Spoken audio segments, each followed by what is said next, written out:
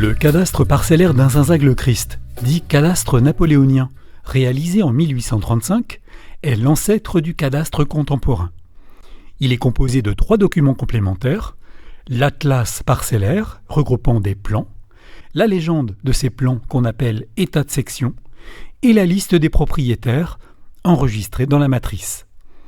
Le cadastre napoléonien donne une sorte de photographie de la commune 2 siècles en arrière, où apparaissent avec force précision la répartition de l'habitat, les voies de communication, l'occupation des sols, les modes de propriété, la toponymie, etc. Le tout à une échelle exceptionnelle. Obsolète sur le plan fiscal depuis 1930, sa valeur documentaire immense ouvre la voie à de multiples explorations historiques et patrimoniales.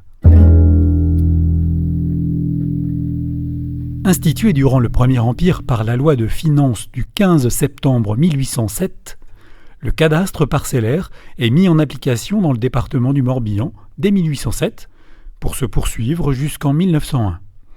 À l'origine de notre cadastre actuel, cet outil fiscal est destiné à établir précisément l'assiette de l'impôt pour les propriétés bâties, maisons, immeubles, et non bâties, prés, courtils, pépinières, landes, châtaigneraies, etc.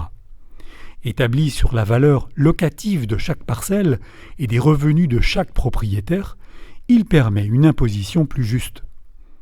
Pour établir ce cadastre, chaque parcelle de la commune a été arpentée, cartographiée et classée d'après la fertilité du sol, un travail de longue haleine. L'atlas parcellaire comprend un tableau d'assemblage qui représente l'ensemble du territoire de la commune, divisé en sections. 23 dans le cas d'Inzinzac-le-Christ. Chaque section, désignée par une lettre majuscule et un numéro, représente de façon détaillée les parcelles, le bâti, les cours d'eau et les voies de communication. L'observation directe des plans complétés par la lecture des états de section informe sur les implantations humaines, la nature des aménagements et des activités, les axes de circulation, l'architecture, la répartition de la propriété foncière d'un territoire à peine sorti de l'Ancien Régime. Ainsi, les manoirs avec leurs colombiers, viviers, allées, jardins, les moulins installés le long des cours d'eau avec leurs biefs, chaussées, déversoirs, les bâtiments publics et religieux, églises, chapelles, fontaines, la répartition humaine du territoire dans les années 1800, avec ses villages disparus, le milieu naturel, en particulier l'hydrographie, rivières, sources, étangs. La confrontation entre les informations issues des planches et les états de section ouvre sur de vastes champs de recherche, par exemple la nature des activités, la toponymie, chaque parcelle du territoire possédant en effet un nom propre, quasiment exclusivement en langue bretonne.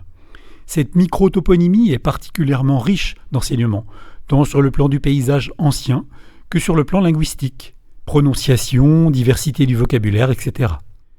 Conservé aux archives départementales du Morbihan, consultable dans sa version numérisée par tout à chacun, le cadastre napoléonien n'a pas fini de dévoiler aux archéologues, généalogistes, architectes, écologues, les multiples ressources de ces feuilles pluricentenaires.